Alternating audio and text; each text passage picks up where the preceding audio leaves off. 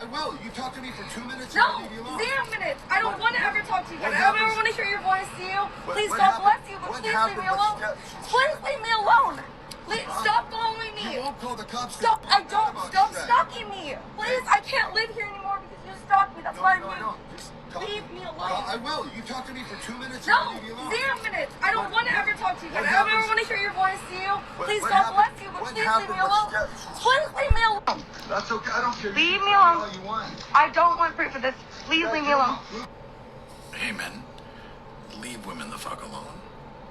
When they're in public, when they're doing anything, you don't have the right to their attention. You don't have the right to step into their personal space. You don't have the right to them. Especially if they're making it very clear they don't want to be talked to. But even when they're not, unless a woman is giving you enthusiastic and continuous body language and signs that she wants to talk to your ugly dumbass, then leave her the fuck alone. Find a date a different way. Okay? It's not clever. It's not cool. It's not cute. It's garbage. It's absolute garbage behavior, and you're a garbage person if you do it. I don't care if it's in public, it doesn't fucking matter. You don't have the right to her, and you need to leave her alone. And this is bacon. That's okay. I don't.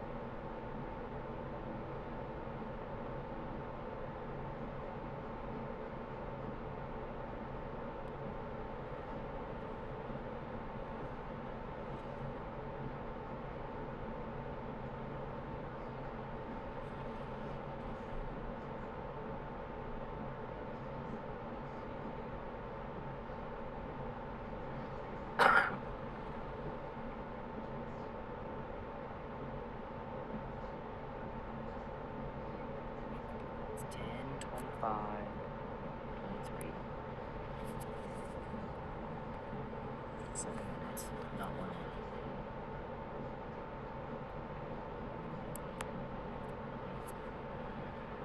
Make me destitute until I lie.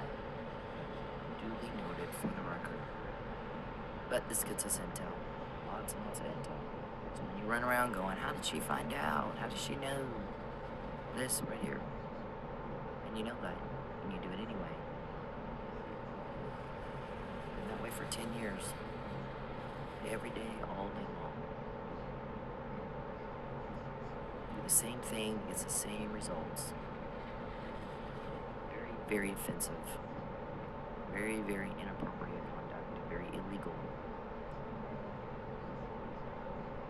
So let's just run out the clock, huh?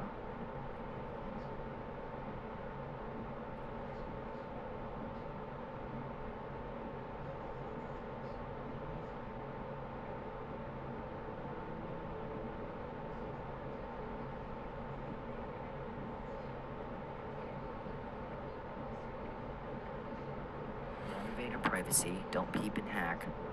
Don't contact her at all. You try to threaten me all day. I'm gonna get you. I'm gonna hold you hostage. You're going. You leave.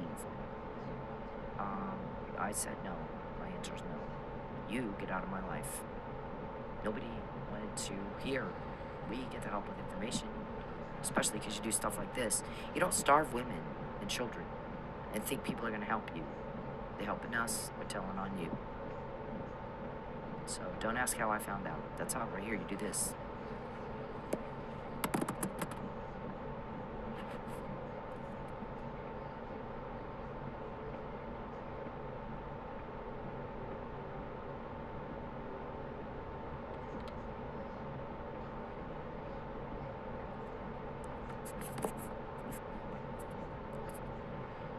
My friend Patrice or somebody, one of my friends, who I watched her grow up.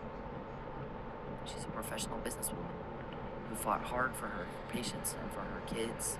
And if she's doing something like door dashing and dancing, what did Mr. Perry do to her? If she's sleeping in her car, then she doesn't want him. And, she's trying to avoid him. And if he's making her sleep in her car, that's why. He's not her kind, not even close.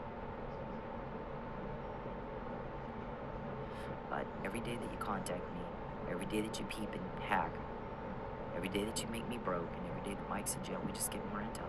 And y'all run around. How did she find out about that? This right here is how. You do this, you piss my guys off. I'm not to be broke. You try to talk to me, and you threaten me, and you're going to get me, and you're going to make me, and you're going to, this, and you're going to that. False arrest me, hold me hostage. Use the taxpayer dollars to facilitate the trafficking of a person so you can get money off my body. All the stuff you threaten me with on a daily basis, nonstop, all day, every day, trying to, talk to me. I don't want to hear from you. I don't care what you think. No one does. We're all sick of hearing it. This right here is why we get information and you get told on. Every day, all day long for 10 years. People are sick of you. You're doing something illegal, which means it's an act that offends people. And you can't run a state if you can't understand all that. You can't even run your own life. I think everybody would just like this some guy just said, if we could all in Oklahoma just have one day where we don't even have to hear Charles Perry's name, I would about kill for it. I would just about kill for that. I can't imagine how much harder it is for Cynthia. She has to deal with that guy all the time. I don't know how she does it. He told our guys, I don't know how she does it. I can't stand even hearing his name. He will look you right in the eye and lie, bold-faced lie to you, and then tell you what he needs and what he wants. And if I'll tell you what, it makes me sick. I just want him to get out of here, go to his family, and do what he wants, bother his people in Lubbock. And just leave people up here alone and give us one day where we don't have to hear he needs this and he just needs that. And we have to listen to him talk, and listen to him lie, and listen to him, listen to him force. I mean, we're tired of it. Everybody's sick of it. When she says everybody's sick of it, that's an understatement. So, I mean, you got to look at the results. We're reading our results. We're getting the information, and you're getting told on. And it's been that way for 10 years. And you do the same thing every day. It gets exactly those results. And you have no idea why that is. And you want to run a state. I'm at a loss. It's so easy, it's not fair. Because we're dealing with somebody that doesn't think, can't think. This right here is going to get us intel. You're going to pay for it with intel. They're going to use the intel to put you in jail because this right here is provocation. Get out of my phone.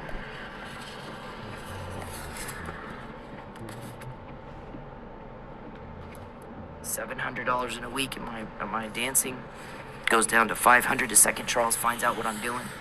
Goes down to $3. I'm gonna starve you till you lie. Well, I told you so.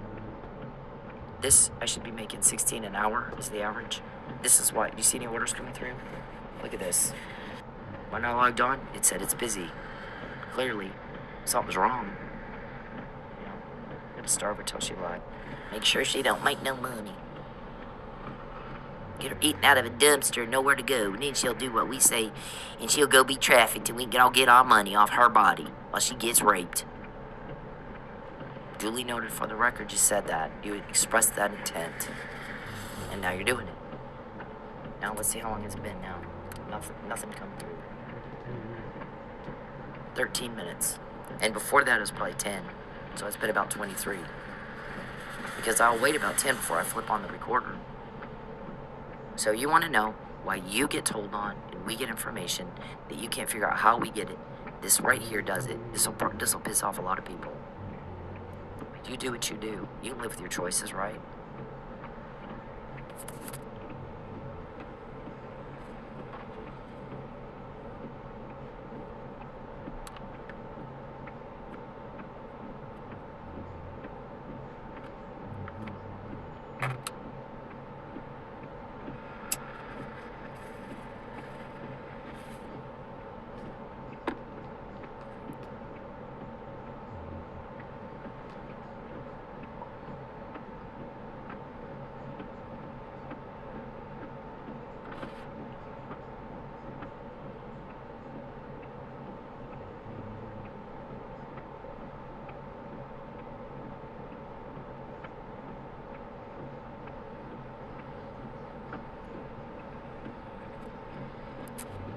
So I'm gonna leave this running where I can and flip over. I'm gonna pause this for a second and flip over, but leave this running, so I'll still get notifications if I get an order. And we'll show you what this kind of stuff bought us. Mr. Perry contacts me. Mr. Perry invades my privacy. Mr. Perry takes my money. Mr. Perry gets told on, and we get the information he doesn't want us. He wants all covered up. All right, so we got this one. Somebody's was on. Well, we put this out. You know, I talked yesterday in my podcast about my granddad helped bring President Reagan into Roswell. At this point, there were no museums in Roswell. There were no, it was just a little bitty podunk town. And President Reagan came and visited. And so we have all this. They talk about him just being the victim of assassination from a stalker. And so we've talked about, the law enforcement specialists have told our guys, it's bad when you have people who were actually in a relationship and they were dating and they were together and they were intimate and one of them breaks up and the other one just can't let go. That's bad, but it's really a lot worse when nothing like that happened. And one person has an emotional relationship in their mind that is only real to them, and it's not real to the other person, like we saw with Jodie Foster and John Hinckley Jr. and Rebecca Schaefer and the man who murdered her. And Mr. Perry is stalking Cynthia, and he's clearly got a romance in his mind that doesn't exist to her at all. It's not reciprocated. It's one way. She does not feel anything for him, obviously. So for him to continue to maintain a relationship with her by watching her in her house, it's even worse. Those girls consented to be watched. They were actresses. Cynthia has not. He is watching her in the most private place in her home and in the most vulgar, disgusting way you could violate a woman that there is.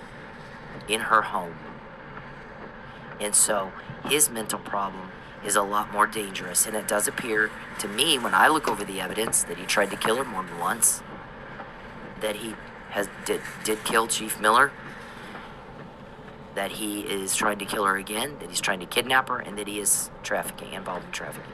When I look at the evidence, that's what I see. I see he framed a cop, trying to cover up murder, trying to cover up attempted murder, trying to cover up car vandalism, trying to cover up stalking, trying to cover up trafficking. When I look at the evidence, that's what it looks like to me. So you've got a very volatile, dangerous individual who has gone into court and lied repeatedly, and you got some corruption in Tulsa, because TPD needs to realize the danger they're dealing with, and they don't seem to care. I don't even have words for that. I don't know what to say. But when I look at this is a very dangerous man. And Cynthia's lucky to be alive. It looks to me like you guys kept her alive. That's what he told our guys. He's got an imaginary relationship with her that is not real to her at all. And he's trying to do everything he can do to force himself on her and to force her. And he makes no bones about it. Yeah, I'm trying to do it. We all wonder where Jacqueline is when you're doing that. And we do know you sold me, and somebody complained that you creeped him out when you were talking to the man, Larry, the realtor from Houston that bought me. Most victims don't know that they're sold and who bought them. I do. Because when you take my money, we get more intel out of that. It makes everybody mad that I'm broke. When you invade my privacy and keep trying to talk to me and communicate with me when you've been told not to do that, it's gross. It's illegal and it's disgusting. We get more intel. Okay? So you asked for it. That's your choice. You're a grown man. You think that you can run a state, then you can live with the consequences of your choices. When you contact me, when you invade my privacy, when you take my money, we get intel. You get me, make everybody mad, and they help us, and they're telling on you. I don't know who everybody is exactly. I know you got your little weirdo club, and outside of that is everybody else. But the guy said they were talking, and they're both talking. What sounded like, if you just walking by and you just kind of overheard it, it sounded like they were both talking to each other about their wives or their spouses or their girlfriends that they're actually in a relationship with that has similar attributes. And they weren't. They were both talking about Cindy. And neither one of them is in a real relationship with her. They're both in a cuckoo land, literally Looney Tune land, imagining there's something that's not real to her. She didn't feel anything for them. But you wouldn't know that, listen to them. And you wouldn't know they were talking about the same person. He goes, it was sick. I had to go to the bathroom. It made me want to throw up. He was sick to listen to those two talk about Cindy. Both of them like they were in a relationship with her. Both of them like it was two different people. Both of them making plans in the future with her. She didn't want anything to do with them. And they're sitting there talking about future plans with a woman who can't stand either one of them.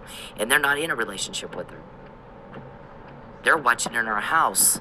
They're voyeurs, both of them. And sitting there making fools of them. I literally had to go to the bathroom. It made me want to throw up. I could not believe what I was hearing. What talk about two little whack jobs. No wonder she didn't want. Okay, so we got that, and it went out. You were trying to cover that up, I guess. The fact that President Reagan came to Roswell. Okay, so it's in the National Archives, actually. Anybody can pull it up. And so somebody got mad. How'd she know to put that out? We were wanting to lie. Now we can't because it's out. So I'm mad about it. And he was like, listen, I've told you repeatedly, he has to stop trying to talk to her. There's 3 things that he does, Mr. Perry does, to provoke information getting to her. 1 is he invades her privacy. 2 is he makes her broke. 3 is he keeps trying to talk to her. He's been told over and over and over and over, you must stop. Or she's going to keep finding it. It's been this way 10 years. You can't run a state if 10 years you do the same thing and expect different results. You can't. You're completely nuts. I'm paraphrasing, but that's pretty much what he said. And he has got to stop blaming everybody but him. It is his fault. It is his choice to do that. That's what happens, and he knows it, and he does it anyway. That is not my fault. That's not anybody's fault but his own. He wants to run a state. He better act like he can. And that's not how you do that. So, stop yelling at everybody else. If you want her to stop getting information, he cannot contact her anymore. He cannot make her broke anymore. She has to have money. And he cannot invade her privacy anymore. Because this has gone on for 10 years. When he contacts her, when he invades her privacy, when he takes her money and makes her broke, all of a sudden, all the stuff that you guys wanted to lie about and cover up is everywhere. Okay, well, you know, like he said, you can live with your choices, right? If you can run a state, you can live with your choices. It's not anybody's fault but your own. And you got people complaining about, gosh, if I could have one day that I don't have to listen to hear his name even one time, and hear a big old thing about he just needs this and he just wants that, I would about kill for it. We are saying that we're all tired of it in Oklahoma is an understatement. We're tired of this. We're tired of watching him terrorize her. We're tired of watching him make her be broke. We're tired of him sitting on his ass all day, causing one big problem after another. And then he just needs everybody to cover it up and lie. So, I mean, he's asked people to be somebody they're not. And I think everybody's just praying to God, God, if we could have one day where we don't even have to hear his name, and there's not one more phone call about Charles Perry needs to cover this up, and Charles Perry wants that covered up, and Charles Perry just wants you to say this, and he just wants you to say that, I would be fine. That would be so wonderful. One day of peace from that bitch. I can't imagine how horrible has been for her. I can't imagine. I don't know how she does it. So that's why we get the information and you get told on. And it has been that way every day for 10 years. Every damn day. Now, on the workplace harassment, okay, yes, there's been a lot of speculation about a man named Hunter that works at Sensations. He used to work at Lady Godiva's. He was involved, I guess there was a big evaluation or something, or a review of the first thing that was filed. Is it reopened, or Mr. Perry said it's reopened? So, this case here was reopened. Okay, you have to file a police report if you want a protective order. If someone's threatening you every day with death and false arrest, you need a protective order. I tried to get one in March. I forgot the police report. Judge Eyrick denied my request, in part for jurisdiction. I did have an attorney. That was her responsibility to explain that. The part that was my fault is I forgot the police report. I forgot the police report at work. I mean at home. Hang on. Okay. I have to do this really quick. I got these. I was getting sick. Okay, somebody buy me a drink and I'd get sick. So I bought charcoal to absorb the poison, whatever it was they were giving me, on 12/27/15. In October, I told my ex-husband, Charles is threatening death and false arrest and to coerce me. Okay, it's called the McNamara email. It is dated 10/29/2015. He wants me false arrested. Okay, that's long before I filed a police report on the 21st. I told David I wasn't going to file for a protective order. David was who I was going to file it against. I didn't want him to know what I was doing. I have the right to lie to the offender. It got to the offender, and it's supposed to, by law, be confidential until you go to court. They had me arrested for filing a false police report against a public servant for doing his job as a senator. Since when is attempted murder and stalking and threats and harassment in a state where you don't live part of your legislative duties? From 2011 all the way until this, there's no conversations about me not liking Charles over a political vendetta. He imagined that, just like he imagined an affair. Is it political or personal? Is it, brother? Okay, so there was not enough time to have collected evidence, given me a blood test. Mr. Perry this is when I got a call asking for evidence. I'm already in jail in Lubbock. That's obstruction of justice. Had Mr. Perry not poisoned me, then he would have, and they dismissed the charges, see? I guess they want to reopen it. They've been trying everything. Mr. Perry said he typed it in my phone. They're reopening it. Okay, good to know. Okay, so we have, look, that's a death threat. That's a death threat. I did show that to Hunter. He ignored it. He just completely ignored it. I'm not going to promise this will end without death and destruction. Okay, so, I mean, all my communications were about stalking, going back to 2011. He's pulling up behind my backyard and watching me, and and showing up at restaurants is fucking creepy.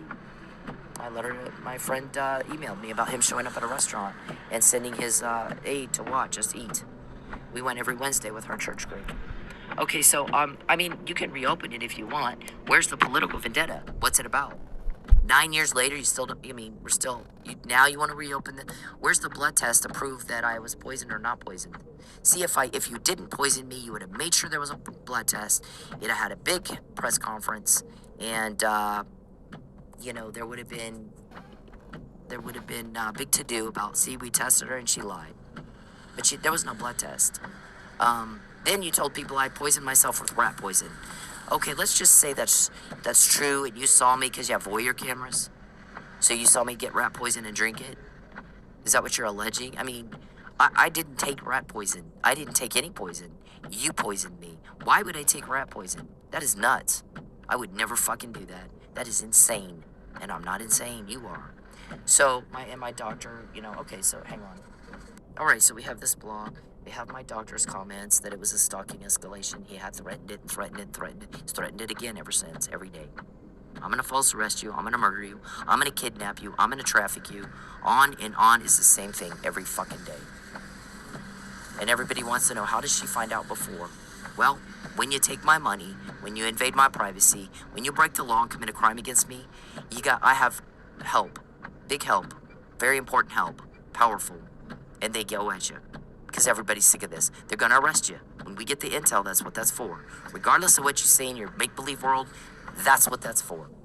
So you do what you do.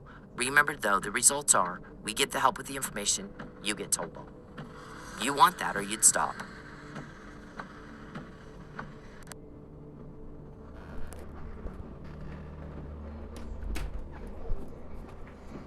Okay, so trafficking often involves trafficking and stalking go hand in hand, and